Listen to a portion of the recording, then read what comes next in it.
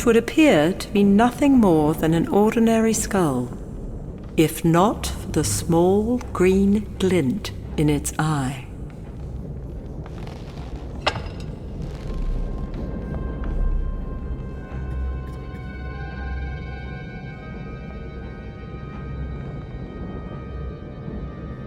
While the bleached skull itself would seem common, the vision that appears when touching it is anything but. That of a dark castle and eyes of flame.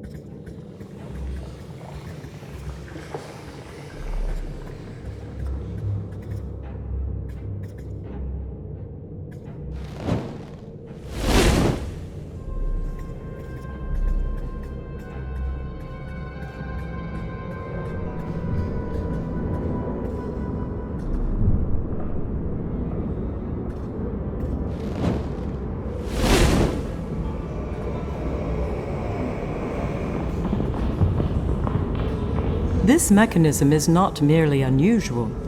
Its construction is beyond the imagination of most craftsmen.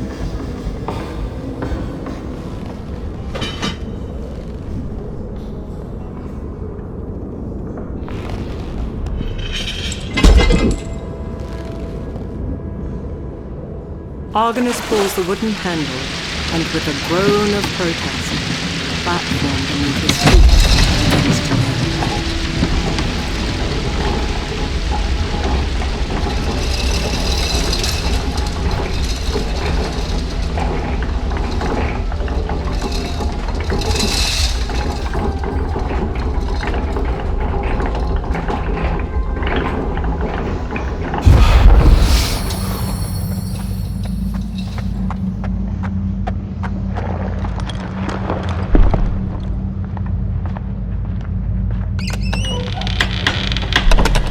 Fair Athena, I have returned.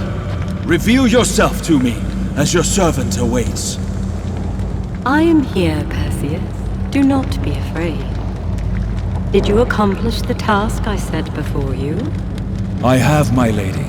The Grey Eye revealed the location of Hera's nymphs, who in turn provided me with the sack you see before you. And what of the other labors? I have fulfilled them as well. Winged sandals from Hermes, a dark helm from Hades, and from your father, a great sword. Well done, Perseus. But even all of this will not be sufficient to cleave Medusa's head from her shoulders. A final gift, a polished shield of gold. Use it wisely, else the Gorgon's gaze shall be your downfall. Now go, my warrior, and finish it.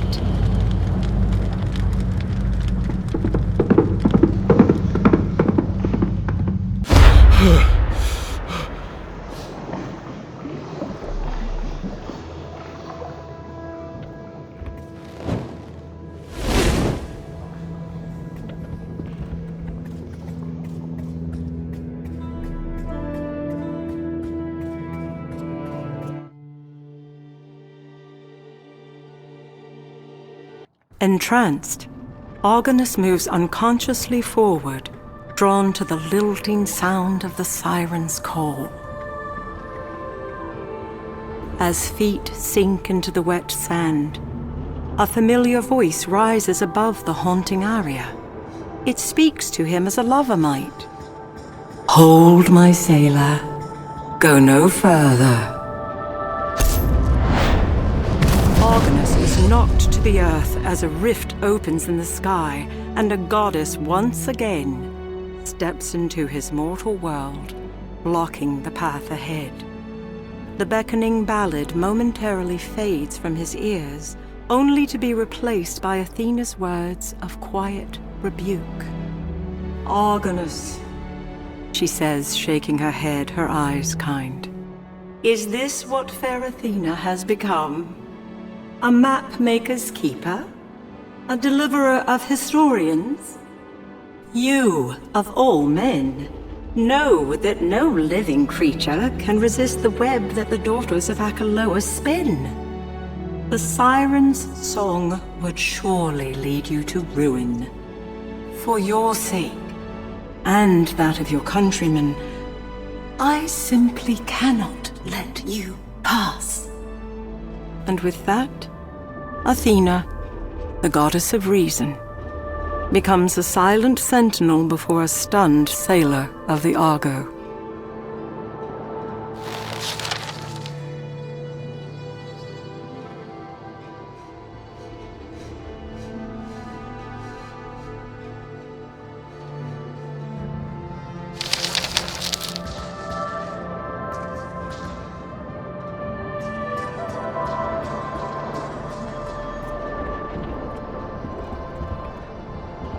Freed from the rocks below, the remnants of a once great ship have washed upon the shore.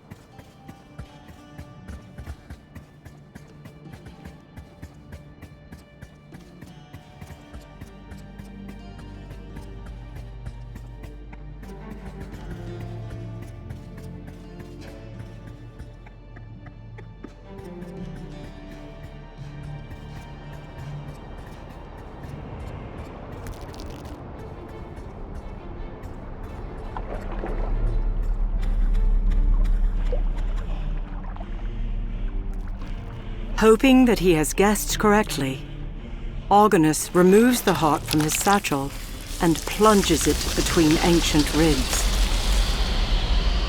Sensing its master, the skeleton turns hollow eyes toward the sailor, beats sword against shield, and obediently follows.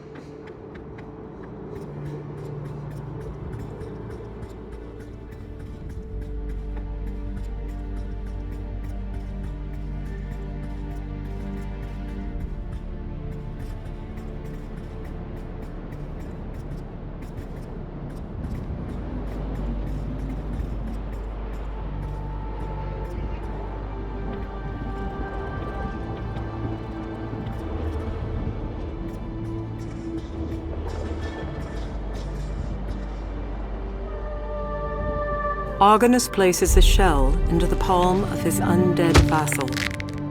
Though neither word nor gesture is exchanged, the skeleton turns and walks obediently toward the shore, even as the goddess Athena fades from sight. When the warrior arrives, the curious look upon the face of the siren quickly turns to horror as she recognizes the god-imbued power held aloft within fingers of bone. The songstress's eyes grow wide as the fetters of her enchantment break, and her sultry voice wavers. In an instant, her baneful song is pulled from her lips and held fast within the shell. His great task complete, the skeletal warrior returns to its master, a powerful gift cradled in its bleached, outstretched palm. As soon as Argonus takes the shell from the skeleton's bony grip, the Hydra's heart within its breast shatters. Its work done, the warrior becomes quiescent once more, as if awaiting orders from the very gods themselves.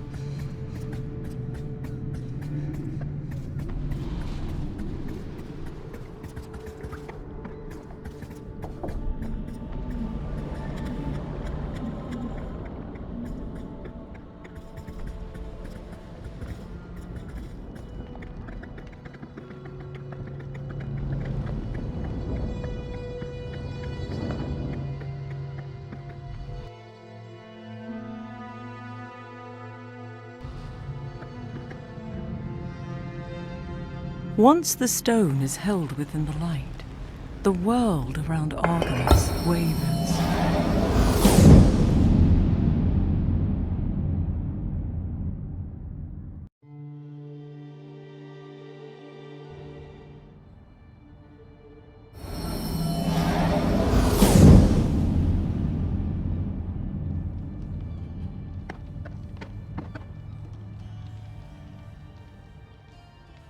Safe within his grasp, Argonus touches the stone to the temple.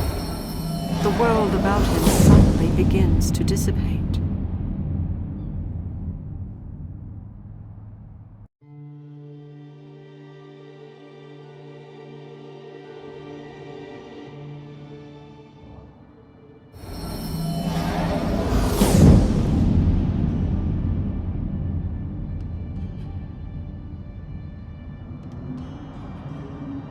A few moments after the stone touches the light, the world around Argonus begins to swim.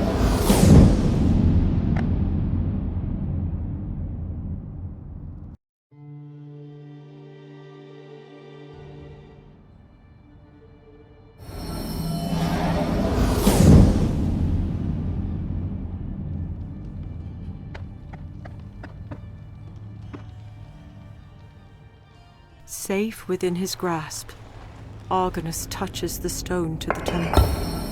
The world about him suddenly begins to dissipate.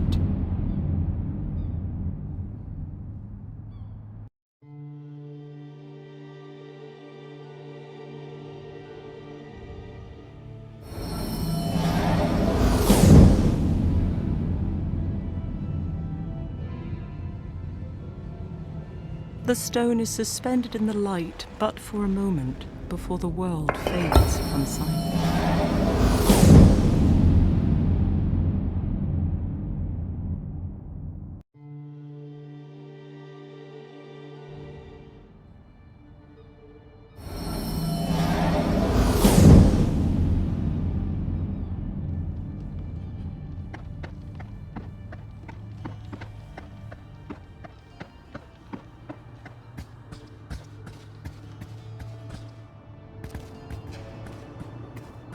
The owl cocks its head, as if listening.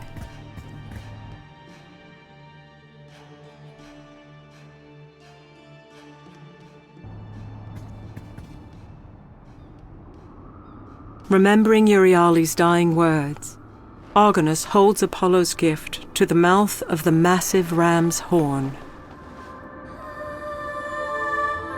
The lilting song of the daughters of Achelous pours from the shell, spreading a grand, beguiling melody throughout the valley below.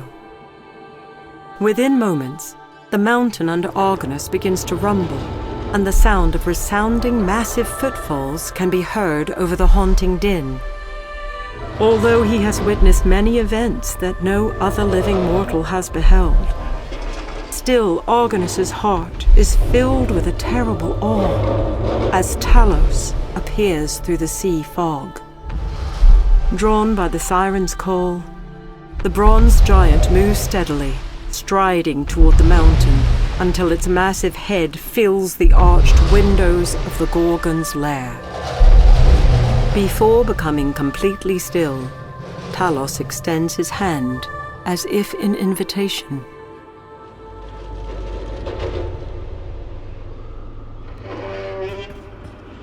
Sensing a finality to his quest, Argonus does not disappoint the giant. With a deep breath, the sailor steps hesitantly onto the immense bronze palm. Argonus girds himself as if bracing for the crash of a mighty wave, and great Talos turns from the mountain and begins moving once again. As the giant lumbers, far above the dark sea below, the air around Argonus becomes heavy, and the skies part at the bidding of his guardian goddess. Athena, once again revealed in glory, smiles as she speaks. Argonus, my hero, my warrior. You have done what no man has done before you. Yes, you are nearly there. But where you now go, fair Athena cannot. Do not lose heart, for my promises are true, and your brethren await you. Again I say, do not despair, for you have proven yourself time and again, and neither Stheno nor the gates of Hades' realm can hinder you. The goddess lifts her hand in a final blessing, as the rift closes about her and she fades from view. Fare thee well, sailor of the Argo. Fare thee well.